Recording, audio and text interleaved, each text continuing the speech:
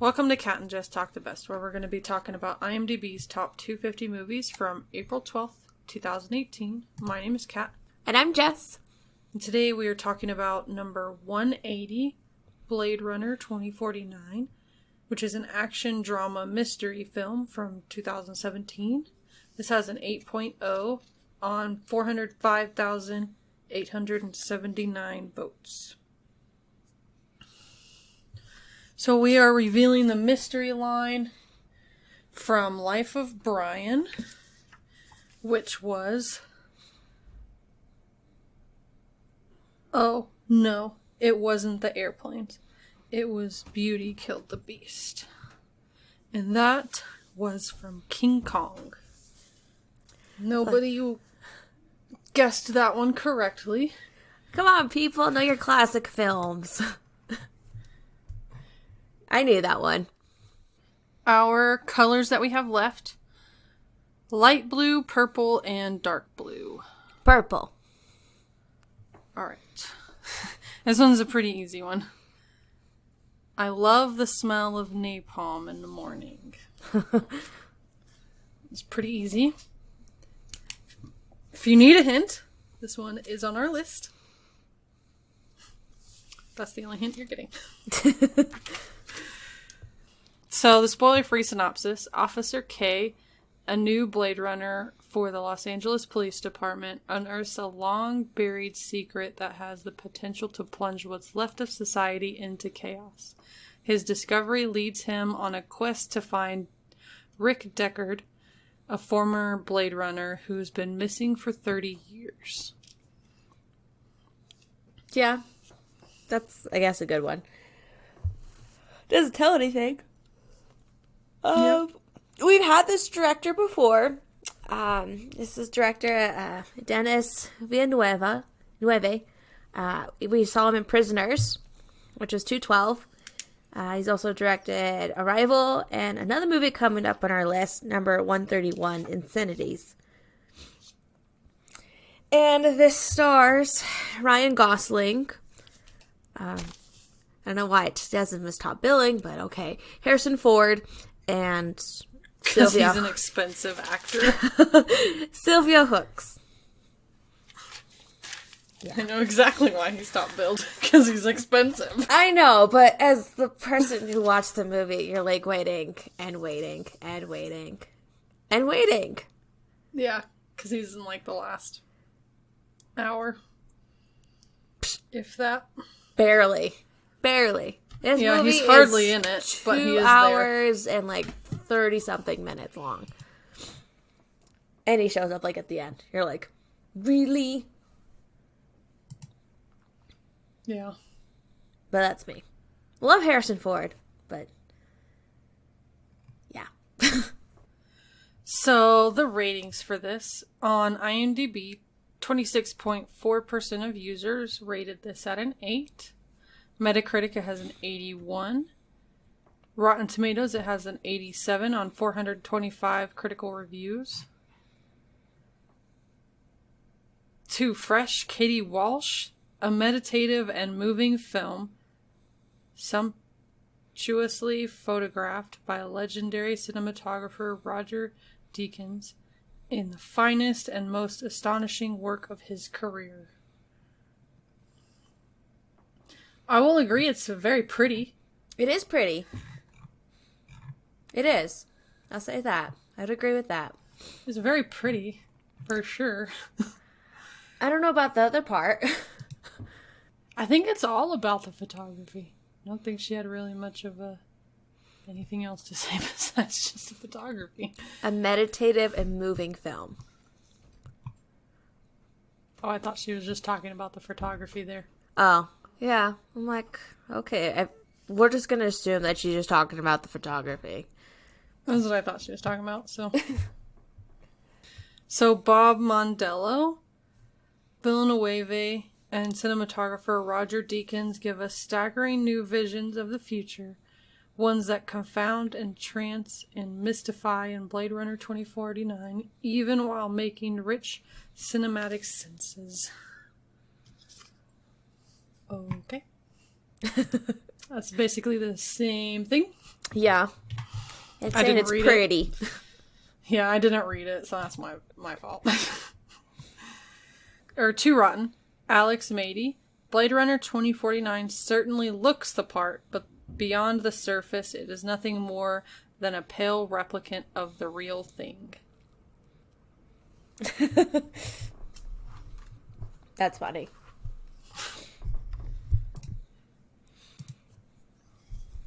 Pamela Powell. Sadly, although the film has all the markings of a great sequel, it lacks any passion or sentiment for most of the story. I don't know. Meh. I thought the story was good. It was intriguing for the most part. So the consensus. Visually stunning and narratively satisfying, Blade Runner 2049 deepens and expands its predecessor's story while standing as an impressive filmmaking achievement in its own right. So everyone agrees it's pretty. Yeah.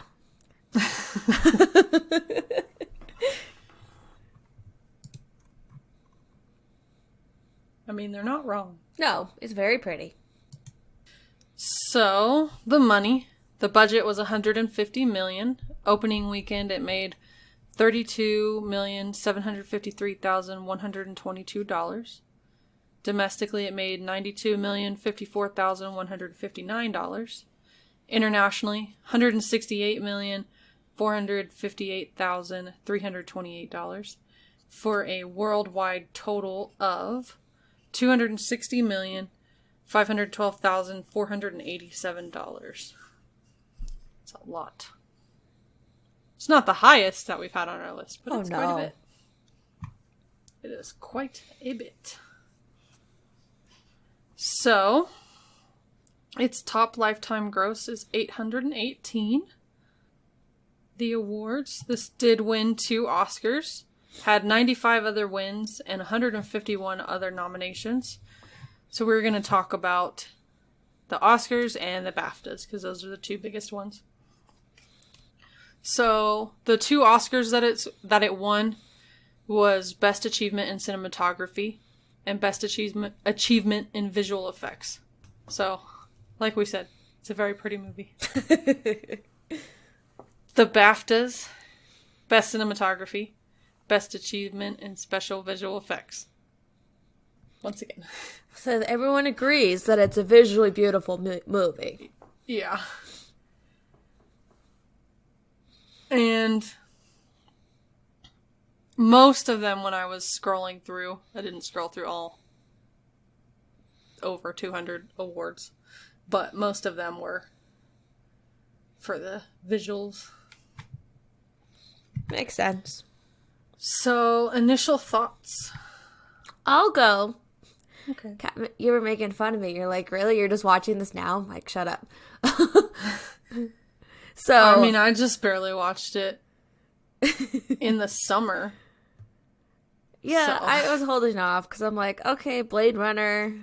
I knew about Blade Runner because the original one. I knew about that one. I'd seen like bits and pieces of that one.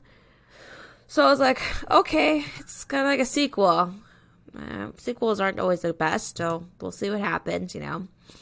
I will admit, I was hesitant to watch this because I'm like, okay, how is this, like, how mystery, how much action's going to be in this? Because as you all know, I'm not a big fan of action movies, so I was pleasantly surprised that it wasn't as much action as I thought. Thank God. I would agree, like, it's very visually, it's wonderful to look at. I just thought that it was too long.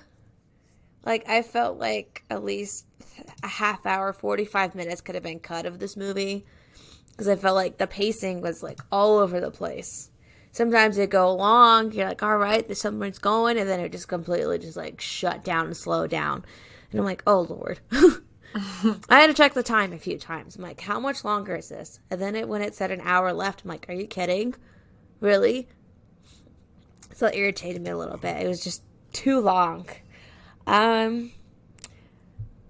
Ryan Gosling's alright in this. I've seen him in other movies, and I'll admit this is not his best work. It really isn't. I mean, I know he's supposed to be acting like he's a Blade Runner, so, I mean, he's not supposed to show, I guess, not much emotion, but still, it was pretty static. So, overall, I thought it was okay. Okay. Yeah. The first time I watched this was during the summer, so it was a few months after it had come out, because it was already on Blu-ray, so it was like the summer after it came out that I watched it. And I did enjoy it. I do think it's a little long, but then of course my ability to fall asleep within 20 minutes of turning something on makes lots of things long. So I do enjoy it, though. It's fun. It's got an interesting enough story to keep my attention for the most part. There are times when the story kind of lags a little bit and you're like, okay, can we get to the next major thing?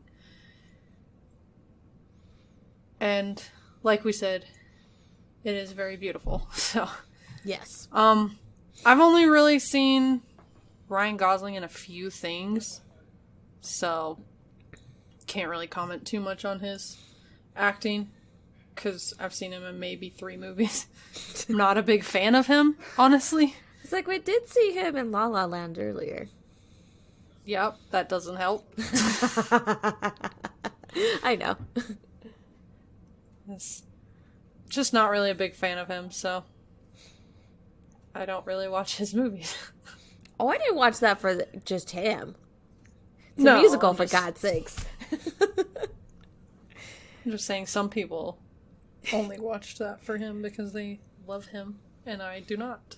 So, not saying that I hate him, I just don't like him that much. But yeah, that's all I've got. Spoiler alert! Spoiler alert!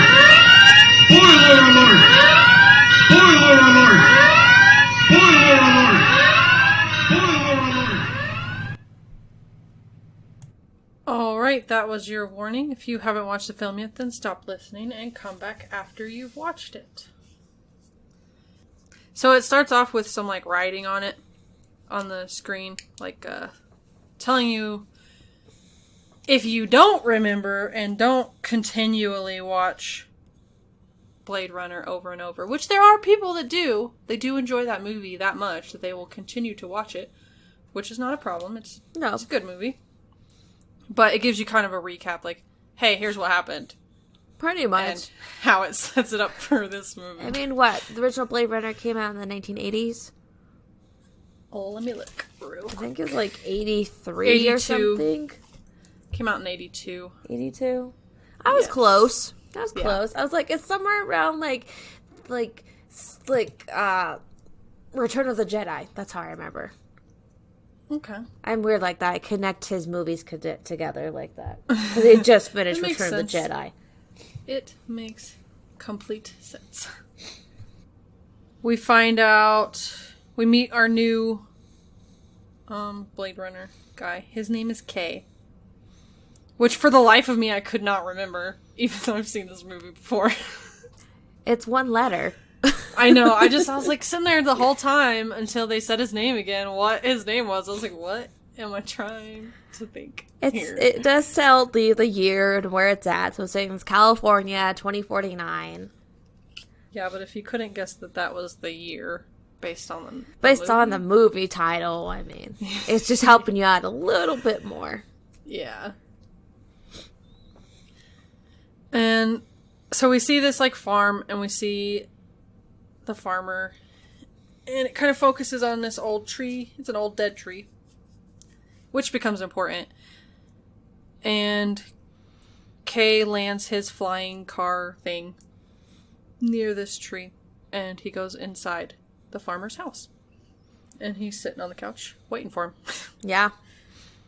And the farmer happens to be someone we have had before in one of our events. He is Dave Bautista, who plays Drax in Guardians of the Galaxy. So he was in Avengers Infinity War. I was so excited to see him. I was like, oh, a familiar face. Yay. And he's surprisingly good for having been a wrestler before he did acting. Yeah, I mean, there's some wrestlers that are not good at acting, but we're not going to go there. He's good. Yeah, he's good. I enjoy him in the few things I've seen him in, because he hasn't done very much, but his favorite role is definitely Drax for me. Or my favorite role of his is Drax. True. I like his glasses in this movie. They're so tiny. I'm like, they're like smaller than him, and it makes him look even bigger because his glasses are so small. Yeah. So, Kay is talking to, I don't remember what his name is. I'm just going to call him Drax. But he's talking to him, basically telling Drax that he needs to take him in because he's an older model, I guess, of the androids. I don't really know what else to call them. I'm just going to call them androids because I really don't know. Because they're not all Blade Runners. Well, replicants or something like that? Oh, yeah, that's it. I think that sounds right. Shows you how many times I've seen the original Blade Runner and how many times I've seen this one. This is my first showing, people. I think I've seen them both 2 times. So. Okay, so you're a little ahead of me. Yeah, I mean, they're good. They're not my favorite thing in the world. I have other sci-fi movies that I like more, so. But Drax is like, no, you're not going to take me in. So they fight. Because Kay needs to take him in, and Drax doesn't want to be taken in. So they fight. And Drax ends up getting killed. Yeah. He takes his eyeball. Because that's apparently how you examine people. Well, replicants. Yeah, I'd say I think that's where one of their serial numbers is or something like that. I guess. And he's got to report in and everything. And yeah. I like who his boss is. I was like, oh, hey! We've had you on our list, too. It's Robin Wright. Yeah. It's like, a.k.a. the Princess Bride herself. Yep. Yep, he takes it and he's talking to his boss, saying that he got the person he was after, or I guess the replicant he was after. And then he sees like this something over by the tree, so he gets out and goes and investigates the tree. And he like calls his little drone thing over and scans. And there's a box buried underneath the tree. Pretty far down too. Yeah. So he takes the box back, and you see him like walking through the police station. The cops don't like him. Yeah, he's avoiding like eye contact, and people are just really rude to him. Like, okay. Yeah. And he's doing like this test thing to make sure that his functions or whatever are correct. It's a baseline test. I think that's what they said it was. Yeah, that's what they called it. But I really just didn't think that it was necessary. But I mean, I guess it does play into it because later they're not good. So no, this one is fine, but the other ones later are not good. Well, I think they really should have only done 2 because they do the first one, they do this one, and then they do 2 more, and then they do the last one. And so I think they do 2 in between the first and the last one. It might just be 1. But I feel like they could have just done the 2 and gotten away with it. Yeah, that's why so I long said as you can tell, could be cut out. Yeah, so long as you can tell that, his baseline has changed. Because that's what the whole point of that is. He's no longer calm collected itself. Yeah. But so he goes to his apartment. Yeah. Going to his apartment, he's like, there's this awful things written on his door. Mm-hmm. And I'm like, that's rude. Why are you being so mean to the guy? Most people don't like the robots. The robot people. I'm like, that's still not very nice. I didn't appreciate that. And then he hears, like, you hear this woman's voice, like, talking to him. And I'm like, okay, does he got, like, a wife or something like that? Or what's going on, you know? Yeah, I was confused the first time I watched it, too. I was like, where's she at? And because he's, like, walks around the whole apartment. The whole place, okay. And she's not there. And I'm like, okay, what? He's making himself dinner and all of that. And he makes himself, like, drinks and everything. And then she appears because she's like a hologram. Yep. And this is Ana de Armas. And I'm pretty sure we don't have her again on our list. Because she's fairly recent in the acting stuff here. Like, she has done quite a bit, but she's fairly recent. Oh, okay. Yeah, because I didn't recognize her. I was like, oh. Say her first credit is 2006, but it looks like most of those are movies. Like, I've never even heard of some of these movies. Oh. But yeah, she's like this little hologram, and she's pretend making him dinner. He, like, makes something else, and she, like, sets it down, and it's like a hologram over what he actually is eating. Which I thought was kind of funny. I think it was like a steak and like a baked potato or something like that. Something like way nicer. Yeah. And I'm like, oh, that's nice. It's the thought that counts. Yeah. And he got her like this, it looks like a pen or some weird shit. And it's so she can move. Go wherever she wants wherever he wants her to go. Yeah. And she's super excited about it. But so he gets it all connected and everything. And the first thing she wants to do is she wants to go outside. Yeah. Which, I mean, if I was trapped in an apartment my whole entire hologram life, I would want to go outside. Yeah, and it's raining outside too. Yep. And they go outside and have a moment, but there's a phone call that kind of interrupts their moment, so she just, like, freezes. It's like, okay, you can definitely tell she's not real. Yeah. And it is his boss. Again. And they're saying that in that box that was found underneath the tree is a skeleton. Yep. And it's saying it had been buried there for like 30 years. Yep. So he has to go in and kind of help with the investigation. He has to go in and get started with the investigation. And the guy who, I'm guessing he's like the coroner. He might just be like one of the assistants or something. But we have had him before. Prisoners? Yeah. And then there was another one I thought we've had him in already. Hold on. But yeah, he's in Prisoners.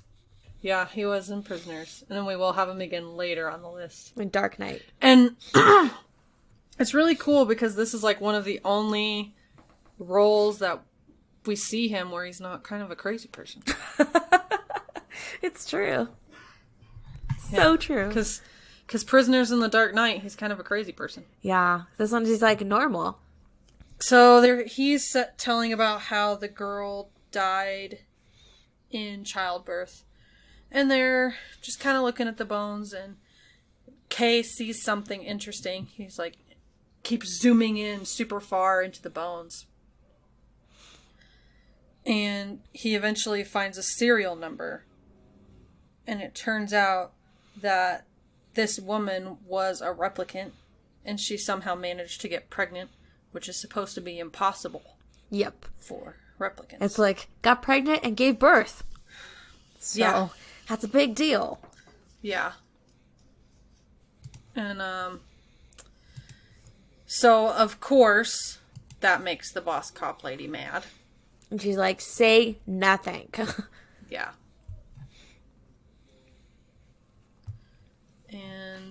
But she needs Kay to investigate, of course. So he's gonna go investigate. But first she tells him, she's like, you need to investigate this, but you need to keep it quiet. And also, you need to destroy the evidence. I'm like, what? It's so contradicting. It's because, like, this changes everything. Because then replicants will start to decide that they can have their own lives. Because really, they're just used as slaves. Yeah, pretty much. Part. So, her being a human, she's like, oh, I know what the repercussions of this are, and it's not good. So, she just doesn't want anything really to change. But so he's like, well, I've never actually killed something alive before. Because he's a Blade Runner, so he hunts other replicants. So he's like, well, I've never killed something that's alive. So he's kind of torn on that, but he says, okay, I'll do it. It's like, okay, fine. And throughout the movie, we kind of keep getting voiceover type things, like him remembering things people have said. And right here we get something that Drax said to him about witnessing a miracle. Yeah. Because I guess Kay deems a replicant giving birth a miracle. I'm like, well, you're not wrong. It's not wrong at all.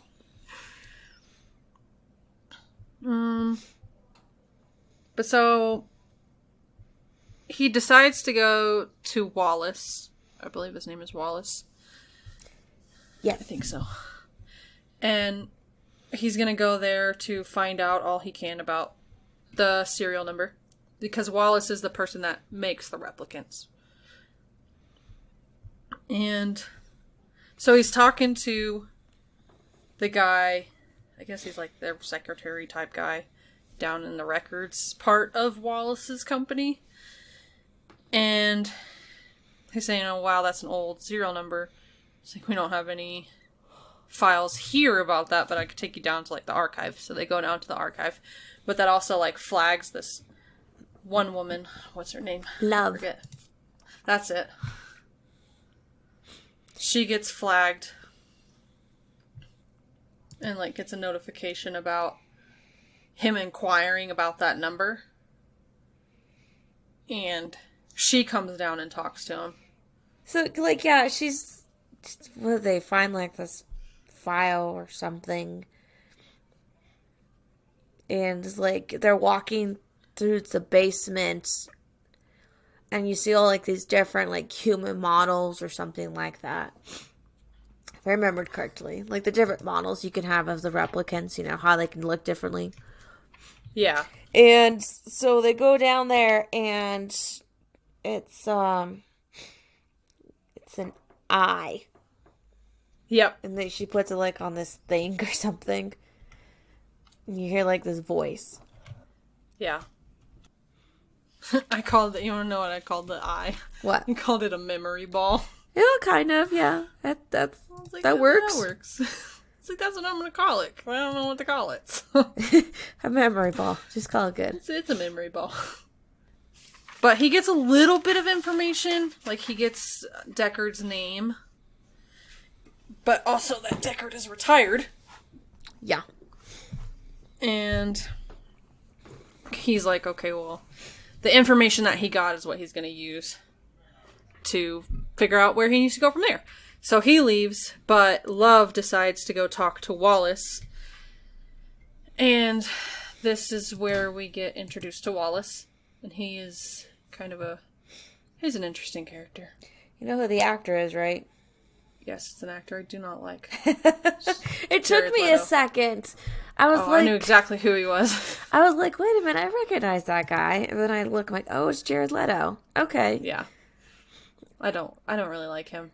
And he's blind, too, which I thought was he is blind. But Love is talking to him about what Kay just came and talked to him about. And he goes on a rant. And I'm just like, I don't really understand what you're talking about 90% of this movie. He just kind of goes on and he's like so philosophical and all this. And I'm just like, nope. Don't know, don't care. He's like talking to her while he's examining like this new replicant and everything. Yeah. And then like he's like stabs a replicant. I'm like, what the hell's wrong with you? Yeah, just born, but he's gonna stab it, so. And he sliced it like right across like the lower abdomen area. Yeah. Because he was kind of talking about how the previous, like how Kay had came and said, without saying that one had a baby, they somehow managed to know that replicant he was talking about had a baby. And so he's going on in his philosophical, confusing way about how replicants shouldn't be able to have a baby because he doesn't put those parts in. And I guess that's why he cut her there, because that's where it would be. That's what I'm guessing too. I don't really know. But he's also kind of crazy. So. But then he gets like this chip thing also put behind his ear at one point. There's like these camera thingies. Yeah.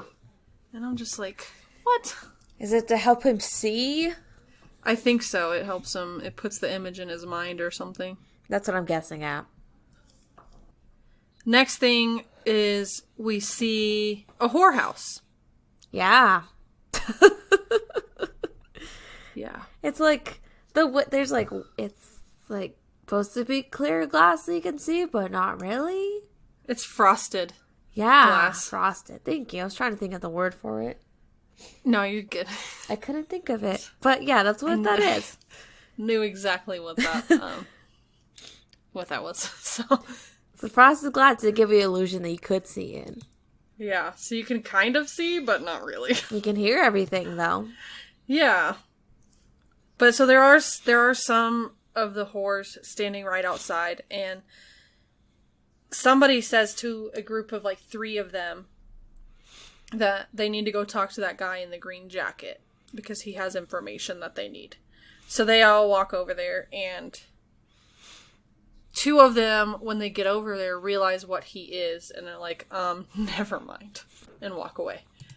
And then the third one played, her name is Mariette, and she's played by Mackenzie Davis, who it took me forever to recognize where I know her from. I recognized her from The Martian, and she was also in Black Mirror in one episode of that. Oh. I was like sitting there the entire time trying to figure out what in the world I knew her from, because it was making me so mad. That makes sense. And I really remembered her because of her eyes. Yeah. Because of how, like, bright her eyes are. And then she's also in the new, I haven't seen it yet, but she's in the new Terminator movie. She's the new android in that movie, like the new Terminator type character in that movie. Oh. She decides to stay and talk to him. And he is less than helpful. He won't really give her much information at all. He goes back to the yellow container thingy. Yeah, like the farm thing. I was like looking for it. I was like, I looked away for 2 seconds and then I lost it. But no. So, yeah, he goes back to that farm and he decides he's looking for something, and he sees one of the keys on the piano isn't quite all the way level with the rest of them. It's kind of down a little bit. So he's like messing with the piano, and then he opens the piano and he finds this little tin, and inside there's a little baby sock and a picture. Yeah, the musically inclined person in me was like, that piano is not supposed to be that well in tune. Let's not lie here. Hey, he may have just had it tuned and then put the thing in there. I'm like, who's tuning the piano? Like, I mean, nowhere. He was a replicant. But and aren't still, they like super that was smart? Like they're pretty connected to the old-ass internet. Piano. It wasn't gonna hold a tune that well. I know. I'm just trying to reason. Other than me, I'm just picking. You always do the same thing to me. Like when I know pick something, you argue it, so I gotta do the same thing. I know, it's wonderful. But yeah, he then goes outside, and he's looking at the tree again, and he notices something down at the bottom, like near the dirt. And he kind of uncovers it a little bit, and there is a date, which is 6/10/21, which for us is like a year and a half away. Yeah. I was like, oh shit, that's coming up. I was like, apparently we're supposed to be having some interesting gadgets coming around. Well, let's get to it. It's almost 20. It's like 2020. When this comes out, this is 2020. Yeah. Get it together, people. Yeah. So he has to try and figure out what this date means now. Burns a container. Love steals the bones from the place. She kills the corner dude. Boss is like, what the hell? She's talking to Kay about this memory shit. And this is the memory of the little wooden horse. He's talking about this wooden horse that he had. And how he hit it. And he got beaten up for it. Yeah. When he was a kid. He says it's just an implanted memory. Yeah, because since replicants don't actually grow up, they don't have real memories. So he decides to go... He's gonna go eventually talk to the memory lady. But first he goes home and he's kind of researching... Or wait, no. He's still at the police station, I think. He's looking at the DNA archive stuff. Yep, the database. And he's researching it, and like the hologram chick keeps coming out and messing with them, trying to help him, I guess. Yeah, she's trying to help. She has no idea. She has no idea what's going on. So no. But he notices that there's two people with the same DNA.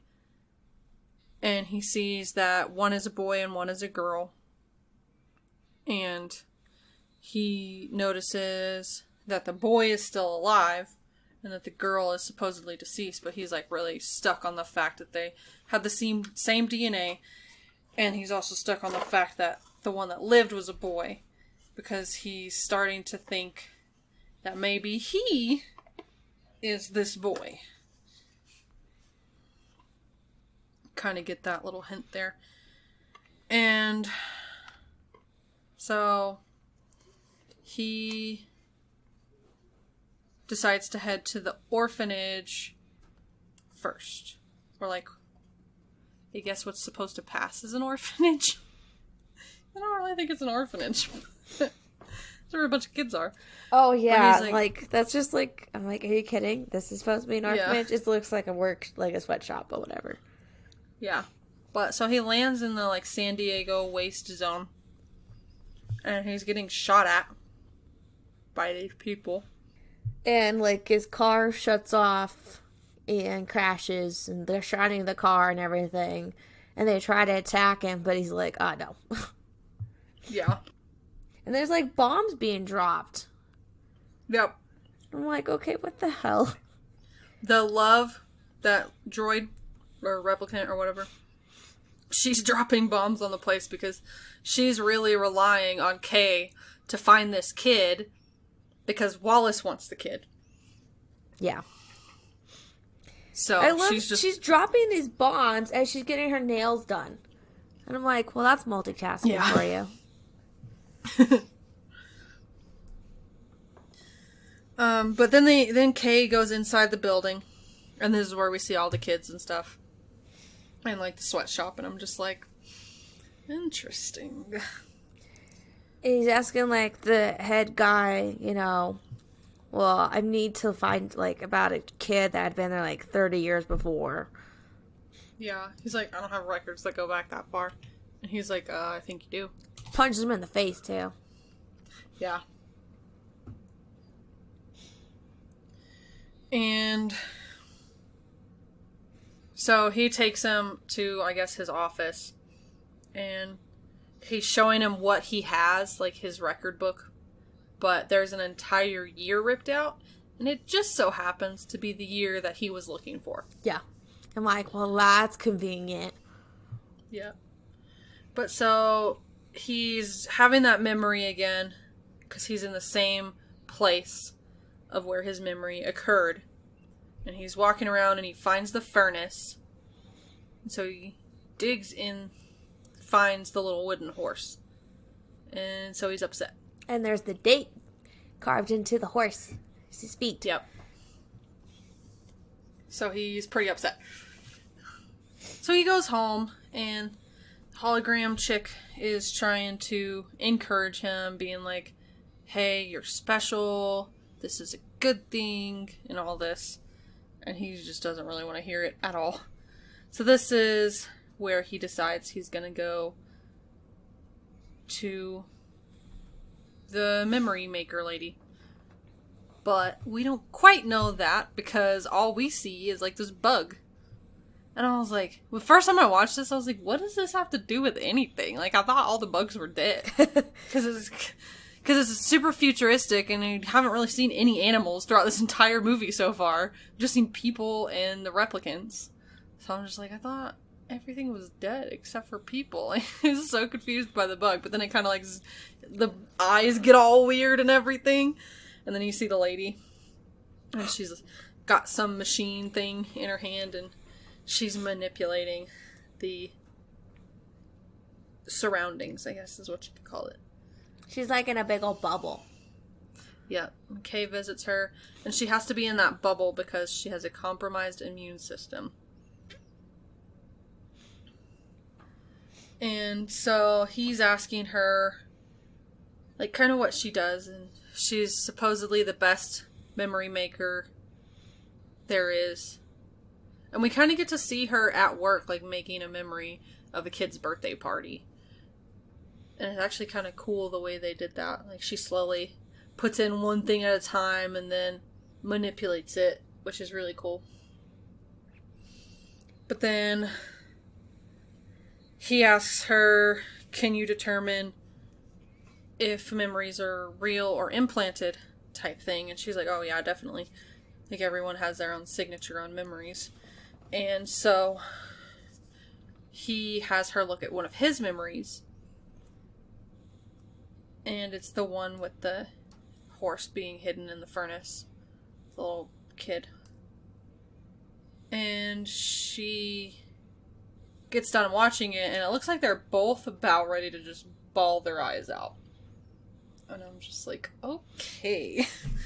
Yeah, she does say sometimes the memory makers put like their own signature. Yeah, touch, like type almost thing. like their own memories into. Yeah. Which is kind of a big foreshadowing thing.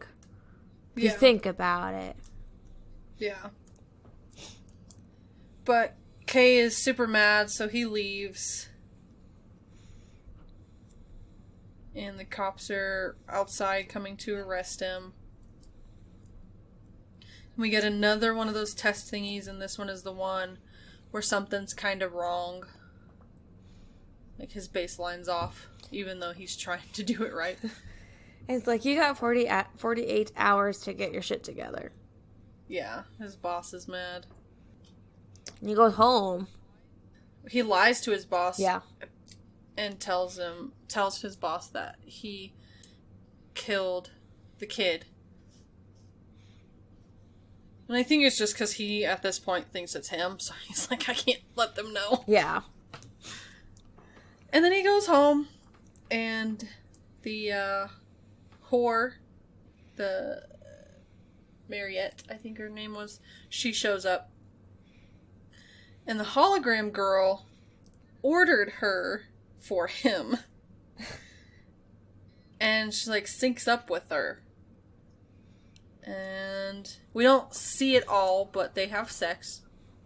And then in the morning, Mariette, I think that's her name, she puts something in his jacket. And then the hologram chick says something, like, she says something pretty rude. Something about, you're not needed anymore or something like that. Yeah, she's like, I'm done with you. Yeah. And then so Mariette leaves. And hologram girl knows that Kay has to leave. So she's like, just put me in the little stick and we can go. Because if you leave me here, they're going to get everything I know. And she thinks she knows a lot right now. because she thinks she knows who he is.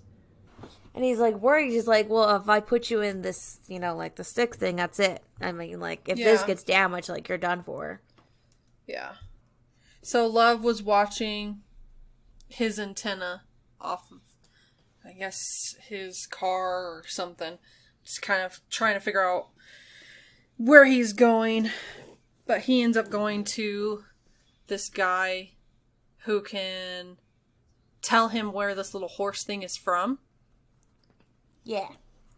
And so he is talking to him, and the guy's like, I can get you a real horse. You want a real horse? He's just like, no, leave me alone. Just tell me where this thing is from. Then we jump to Love, and she's talking to Kay's boss. And it ends up being like this big, huge issue.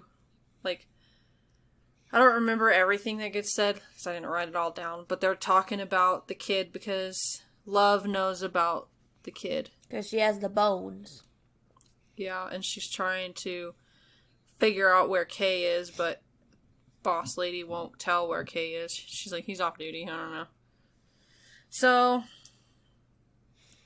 Love kills her to get the information off the computer herself. I love how she picks her up by her head and uses her face like to scan it. Yeah, just like, and then just drops her. Just like, if that actress, like, because sometimes the actors and actresses really do it, and then other times they just use like a prop and then put really good prosthetic on it to make it look like it. So I'm just like, I really hope that wasn't the actress, because that was like a loud thunk. That was pretty painful. I was like, that looks like it really hurts. But yeah, she gets the information. She figures out where Kay is. And then we see Kay is in like this big, huge, weird pleasure park type thing. Like with these big, giant, naked women. And then eventually figure out that it's actually what Vegas looks like now. They don't specifically say that, but the hints toward it, like the gambling, the shows, all that. Yeah. I don't remember them specifically saying it's Vegas, but it's Vegas.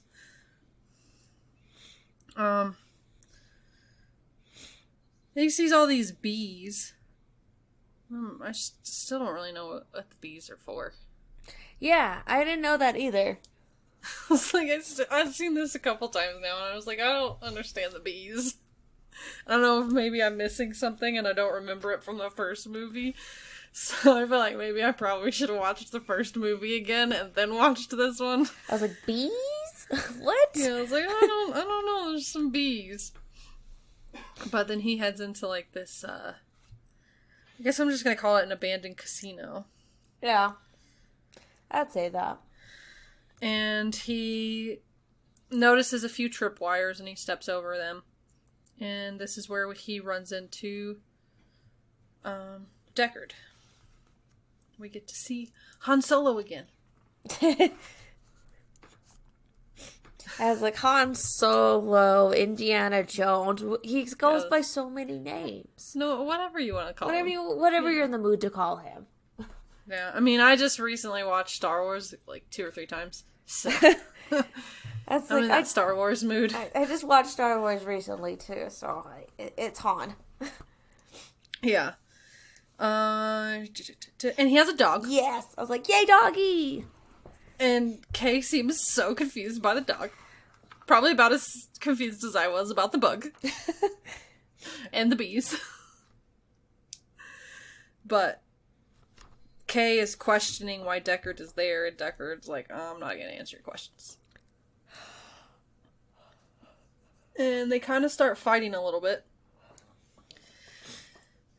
But eventually, they end up in this kind of like showroom.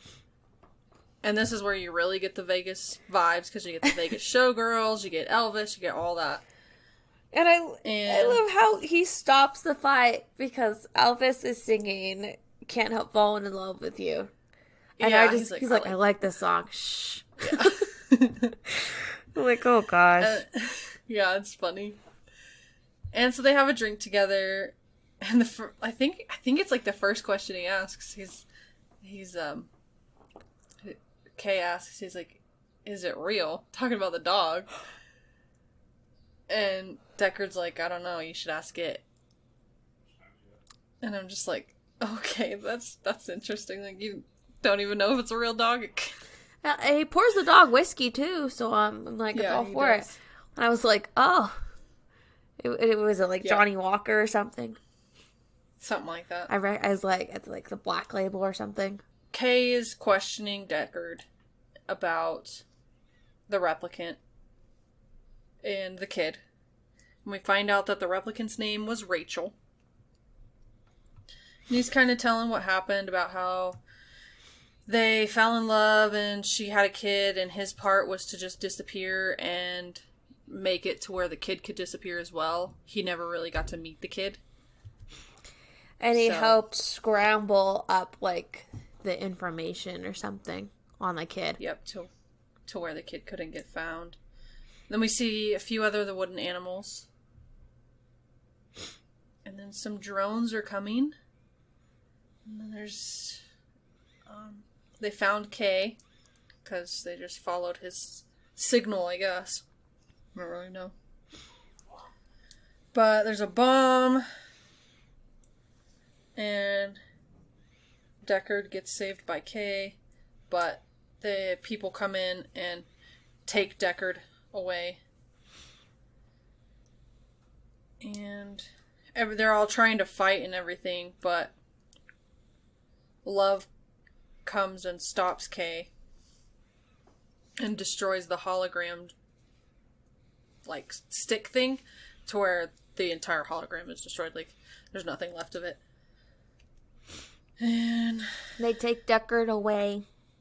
Yep. And the doggy is sad. And that's really the last you see the dog. You don't really see him the rest of the movie. I know. Like, but what about the dog? Just leaves the dog there. Like, see how it is. Psh. Yep.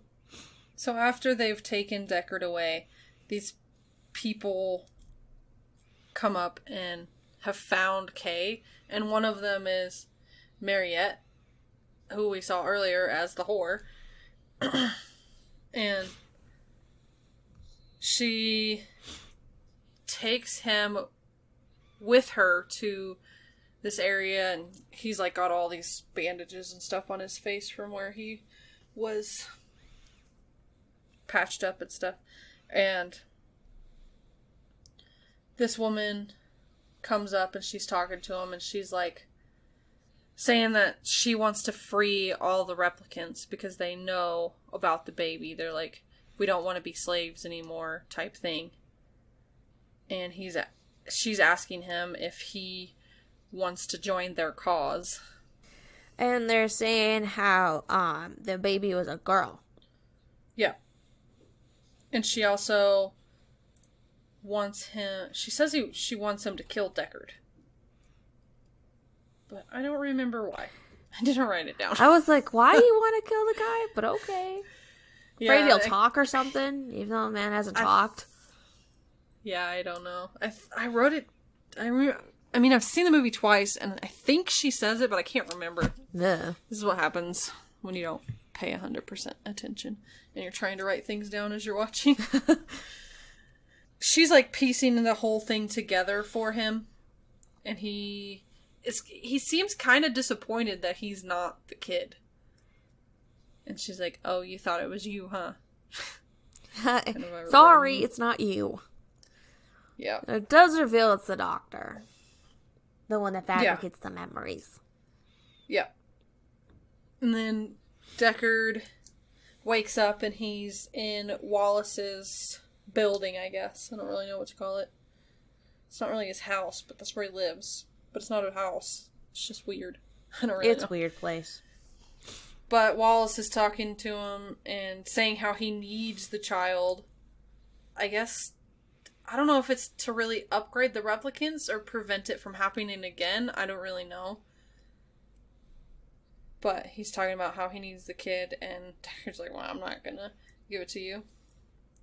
And then they play this old recording, and they're talking about how Deckard was designed to play this part and stuff. And then they bring in a newer version of Rachel, which was the replicant that he fell in love with. He's like looking at her and everything. He's like, huh. Yeah. He's like, her eyes were green. He's like, it's like, you screwed up, man. Nice try. Nice try. Yep, and then so that replicant gets killed. And then Kay is walking around and we see like this big, huge, giant version of the hologram, but she's in a different type of outfit thing. Like a different, more like an anime type hologram. But it's the same thing, because it's a joy is what those are called. Joys. And we keep hearing the voiceover of everything people have been saying to Kay. Like he keeps remembering everything. Let me see little car thingies flying, and one of them has Deckard on it. And saying they're heading home, but I have a feeling they're not really heading home. They're just finding somewhere to kill him. But, because he obviously doesn't know anything. No. But somebody took out the 2 other cars, and then the one that Deckard and Love are in crashes into the water. But it's not like super deep water, it's kind of like right on the shore. Yeah. So they're trying to get back up into the air, and then this big, huge fight starts, and Kay's fighting with Love because he's trying to rescue Deckard. And as Kay and Love are fighting, the car thing slowly keeps getting pulled further and further into the water, and Deckard is just like chained to this chair so he can't go anywhere. He's got us stuck. Yeah. And Love kind of almost finishes the fight. She like finishes it enough to where she can go after the car that's floating away and try and get Deckard out because she needs him, I guess. I don't really know what for, because they've already proven that he's not worth anything. Like, he doesn't know anything. So, but she's in there in the car, and Kay manages to catch up, and he gets her, and he drowns her. Yeah.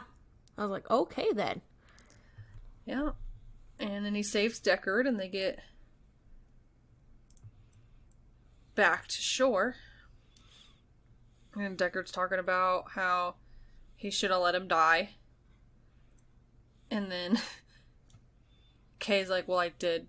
Everybody thinks you're dead. Because I guess, I mean, like I thought they were going to go kill him anyways, which is, I don't understand why she was trying to untie him. Because it looked like she was trying to untie him. But everybody will think he's dead because that's where because he's been gone for so many years, and then that's where he was being taken anyways to his death, so everybody's gonna think he's dead. But now he's saying that Kay is telling him that he can take Deckard to meet his dad, or his daughter. And so they head to the place, and Kay gives Deckard the little wooden horse, and Deckard goes inside to meet his daughter, and Kay lays down in the snow on the steps. Then we get to see a little moment between Deckard and his daughter. And that's about it. That is it. So, the music for this is by 2 people. 2 people worked on this one.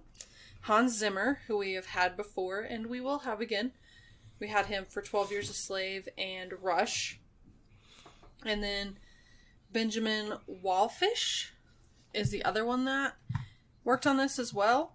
So I'm going to talk about him since we haven't had him before. He's known for the newer version of It from 2017, and then also It Chapter 2. He's known for Dunkirk from 2017 and Hidden Figures from 2016. Oh. And the first thing he ever did was something, I think it was a movie, called Dear Wendy from 2005. And he's not currently working on anything, but the most recent things that he's worked on as of right now, he worked on them last year. They came out last year. Was It Chapter 2, like I said, Hellboy, the remake, and Shazam. And while I didn't like Hellboy too much, and I wasn't a big fan of Shazam, it was somewhat entertaining, but there was some issues with it. The music was not one of those issues in either of those movies. Same with this one. I enjoyed the music a lot. I thought it was really well done and gave you kind of that futuristic vibe. Because sometimes you get movies that are placed in the future and you're just like, well, I don't know what the future sounds like because it's the future. So people get to make it up. And it's really cool seeing how different composers interpret music in the future. So yeah, I enjoy the music in this one. It's I can't complain about the music. I really can't. It fit well. Yeah. So, comparison.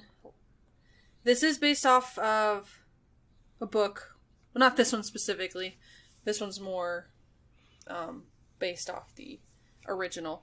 So there is the original Blade Runner, which we're not going to talk about because we're going to talk about it when we get to Blade Runner. It's on our list. And we're also, yeah. We're also not going to talk about the book either, Do Androids Dream of Electric Sheep, because that is what the original Blade Runner is based off of. So, other than the fact that they did the, comparison, what you need to know from at the beginning of the movie, there's not really anything I want to say because I don't want to talk about it since we're going to do it later. Yeah. So, trivia. I do have one. Okay, go ahead. So the scene where the hologram is linking up with Mariette. Yes. They actually did have to film both of those women. They filmed both of them individually in that scene. And then they just layered it on top of each other.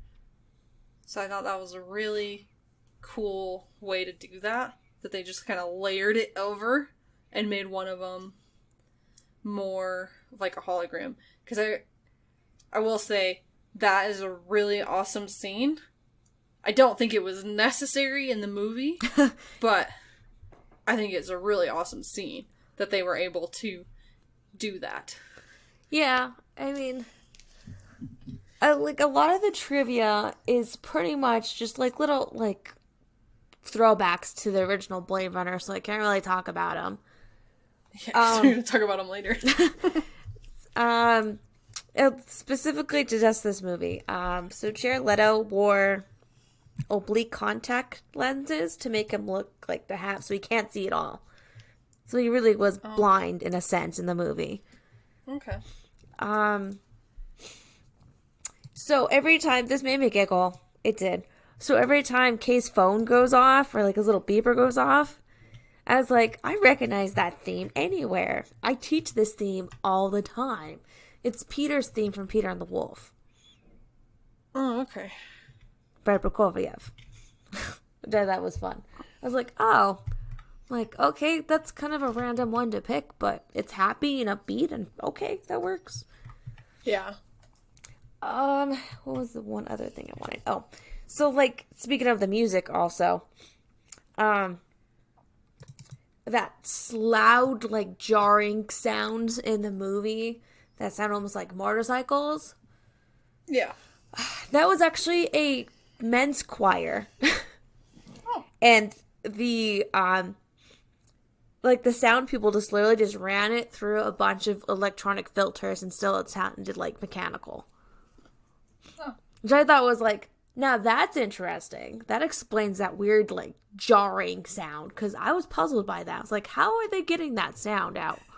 But yeah.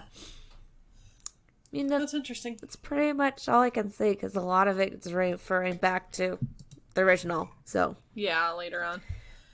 I'll explain that when we get to the original Blade Runner. Okay, that works. We'll do like a comparison when we get there. Yeah, because at that point we would have already talked about it. Yep. Talked about this one. So, where it has been on the list before and where it's at now. So, this did come out in 2017. So, it wasn't on the 2010, 2012, 2014, or 2016 list. It also did not make the list for the top 250 of 2000 up to 2018. And it's actually not on the list anymore. Oh, shit. We just happened to catch it at a good time that it was on the list. Because it also was... Because we did our list in April of 2018. So it was just a few months after it came out. Like maybe 6 months. So usually movies are pretty popular when they first come out. Especially these type of movies that are more like the action-y ones. With something that's previously been out. So that's why it was on there.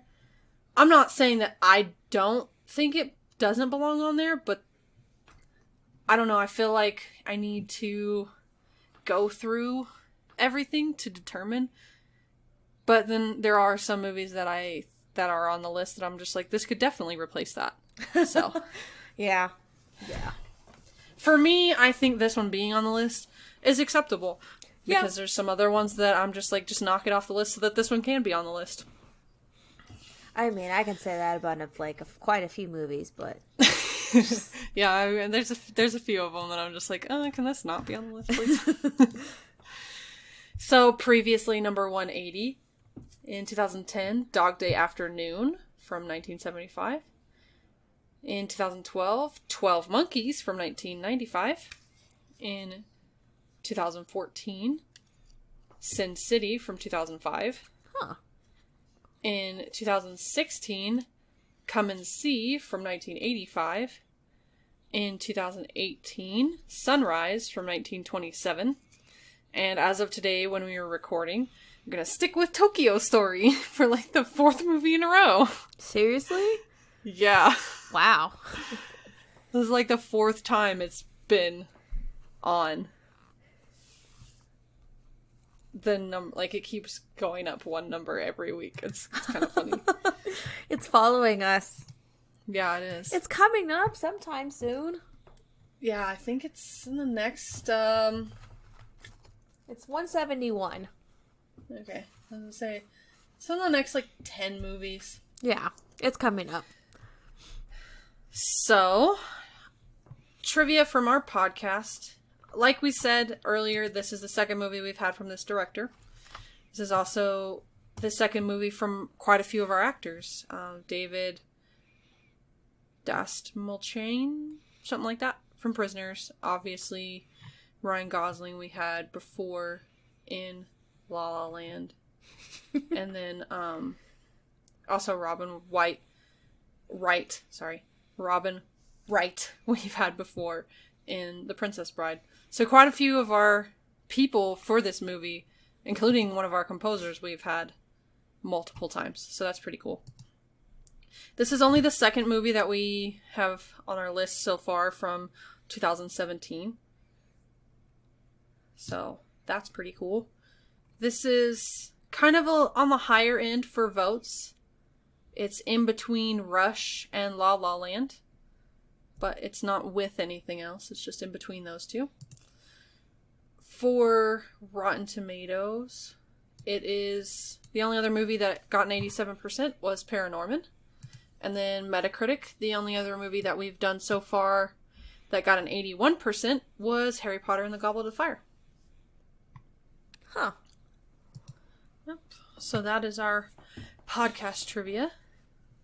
So, favorite line. I have 3. Okay. I wrote really small, so I have to find mine. Okay, so I'll go first.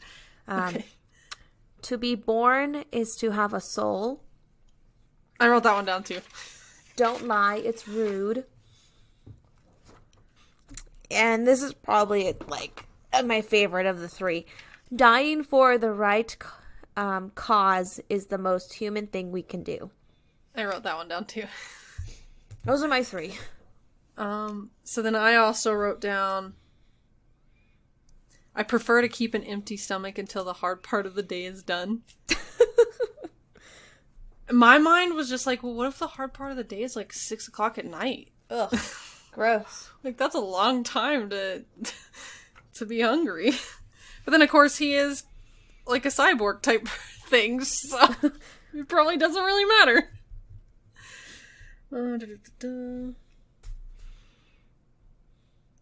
I like this song. I liked that one.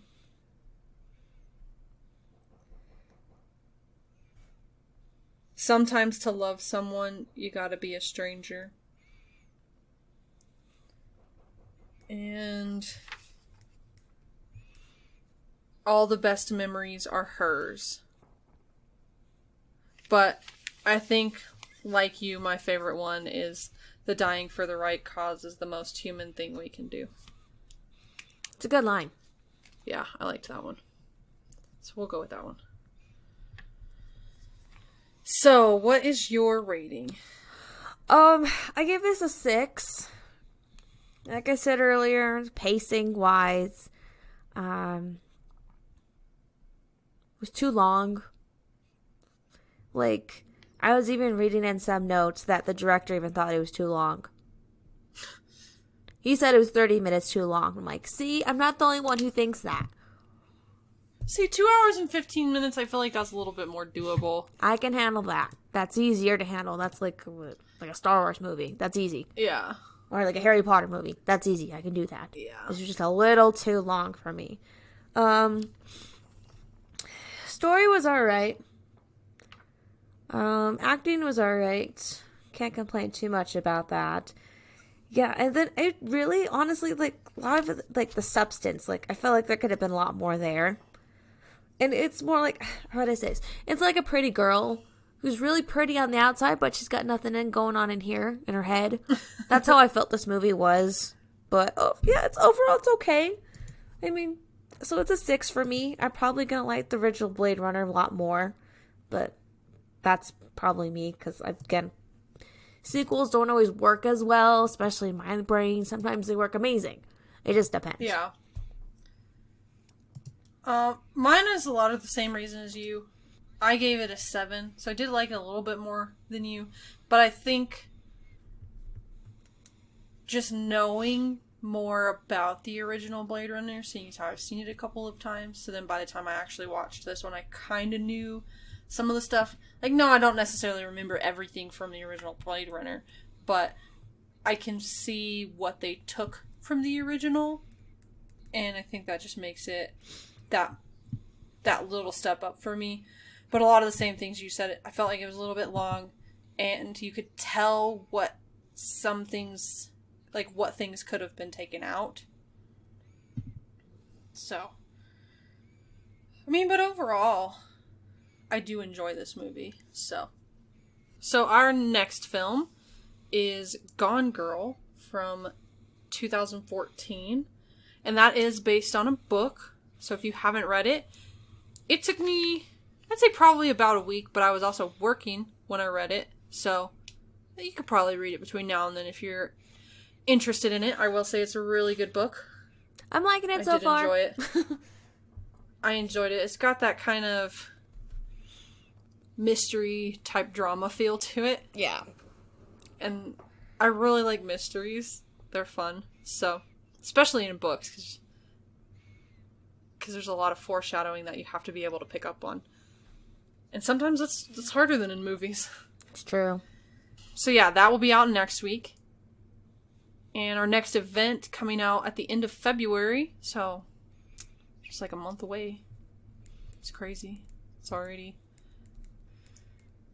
I guess technically more like 2 months, because this is the very beginning of February. Or this is the very beginning of January, and that's going to be at the very end of February. Yeah.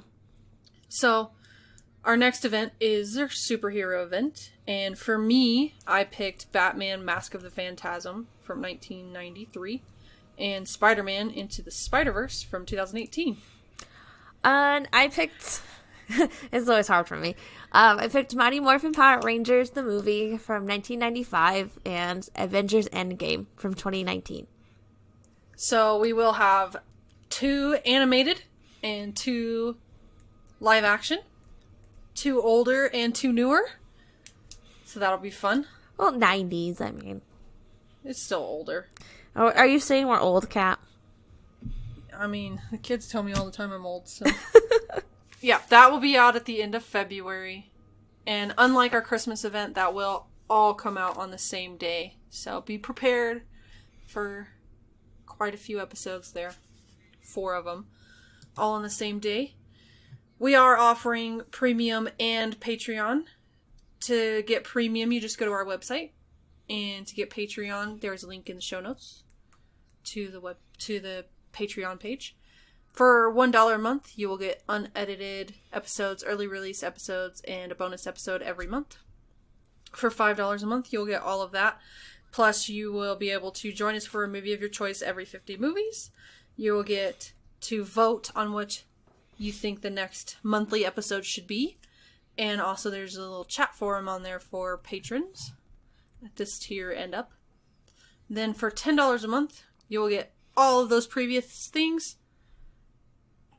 Except for it being every 50 movies, it'll be every 25 movies. Or you can join us for an event. Except the Harry Potter event, because we already have a guest for that one. 2 guests, actually.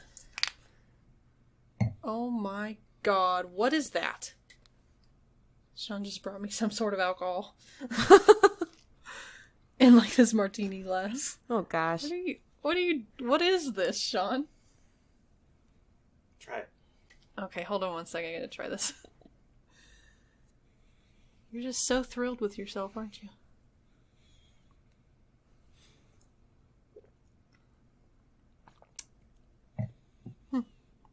That's good. Do you think so?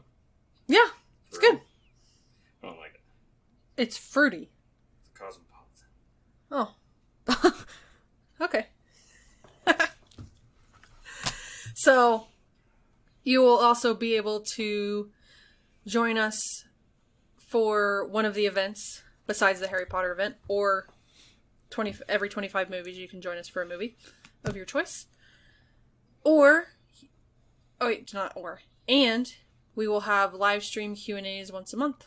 And as soon as we figure out how to do that, as soon as we have to figure out how to do that, that will be available for $10 a month.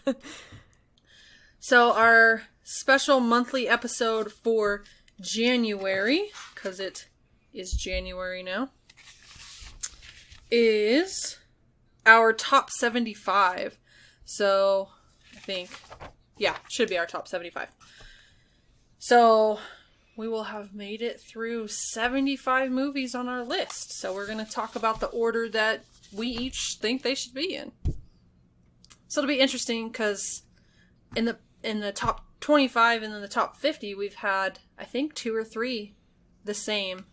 Like in the same spot. So it'll be interesting to see how many we have this time. This will be very interesting because I was just looking. I'm like, all right. Just like at the 75, I'm like, oh, there's some movies I hated and some you actually liked. So This should be very interesting. Yeah, it'll be interesting. But we only have 4 more movies to get through. Yeah. To get to that. So that will end that. Cutoff for that one is How to Train Your Dragon. I think we both like that movie, but it just depends what number. I do like that movie, and as soon as I get done with reading the book that I'm reading right now, I will read that book. Which it's super short, so I'm not worried about it. Nah. But if you cannot support us that way, no worries. If you could leave us ratings and reviews, that helps us out pretty much just the same. The only thing that Patreon and Premium does is helps us be able to pay for the website. Ratings and reviews. Ratings help us get discovered by new listeners, and reviews help us know what you guys like and what you don't like and what we need to improve upon. So, if you could do that, that'd be great. If you want to get into contact with us, all of the links are in the show notes. Twitter, Facebook, Instagram. And as of right now, when we are recording, I don't have a phone, so if you contact us on Twitter or Instagram, I won't be able to respond yet, but as soon as I get a phone, I will respond. So the other ones might be a better choice right now. Yeah, email and Facebook are probably better options right now. Yeah. But by the time Gone Girl is out, I will have a phone again, so it should just be a week. Our music is by Audio Binger. You can find him on Facebook, YouTube, and his website, audiobinger.net. Check him out. He's always putting out new music. It's great. It's fun. And we just want to thank you so much for listening. And we will catch you next week with The Gone Girl. Bye. Bye.